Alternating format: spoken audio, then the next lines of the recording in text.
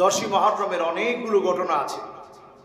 সবচেয়ে দুঃখজনক মর্মান্তিক ট্র্যাজেডি হচ্ছে নবীকুলের সম্রাট বিশ্ব নবীর কলিজার টুকরা ইমাম হোসাইন রাদিয়াল্লাহু তাআলা আনহুকে মর্মান্তিকভাবে কারবালার প্রান্তে শহীদ হতে হয়েছে। দ্বিতীয় যে ঘটনার কারণে মুহররমটা আমাদের কাছে চিরস্মরণীয় হয়ে আছে সেটি হচ্ছে নূহ আলাইহিস সালাতু ওয়াস সালামের নৌকা আল্লাহ রাব্বুল আলামিন যদি পাহাড়ে নিয়ে ঠেকিয়ে দিয়েছেন।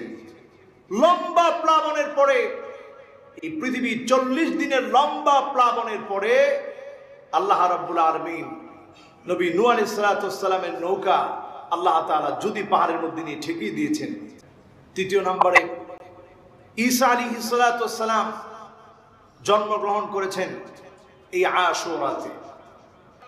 চতুর্থ নম্বরে নবী ইয়াকুব আলাইহিস সালাতু ওয়াস সালাম তিনিও তার সন্তান ইউসুফ আলাইহিস সালাতু ওয়াস সালামের জন্য কাঁদতে কাঁদতে কাঁদতে কাঁদতে চোখে যখন দেখে না সেই দৃষ্টি শক্তি আল্লাহ পাক ফিরিয়ে দিয়েছেন এই সেই মুহররমের আশুরা 10ই মুহররমে। বলেন আল্লাহু আকবার।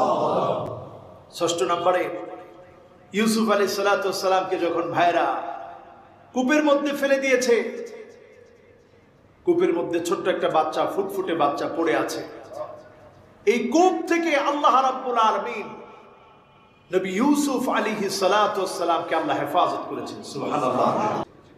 সপ্তম নম্বরে আল্লাহ রাব্বুল আলামিন আদম আলাইহিস সালাতু ওয়াস সালাম, আদম সফিউল্লাহ, আদম আলাইহিস সালাতু ওয়াস সালামের তাওবা আল্লাহ পাক কবুল করেছেন। সুবহানাল্লাহ। অষ্টম নম্বরে দাউদ আলাইহিস সালাতু ওয়াস সালামের তাওবা আল্লাহ রাব্বুল আলামিন কবুল করেছেন। সুবহানাল্লাহ। নবম নম্বর ইব্রাহিম আলাইহিস সালাতু ওয়াস সালামকে আল্লাহ রাব্বুল আলামিন নমরুদের অগ্নিকাণ্ড থেকে আল্লাহ পাক হেফাজত করেছেন। সুবহানাল্লাহ। দশম নম্বরে নবীকুলের সম্রাট বিশ্ব নবী মুহাম্মদুর রাসূলুল্লাহ সাল্লাল্লাহু আলাইহি ওয়াসাল্লামের আগের পরের গুনাহ বলতে কোনো অধ্যায় নেই। তারপরেও আল্লাহ রাব্বুল আলামিন বিশ্ব নবীকে আরো আপন করে মহব্বত করে নবীজির সকল গুনাহ আল্লাহ ক্ষমা করে দিয়েছেন। সুবহানাল্লাহ।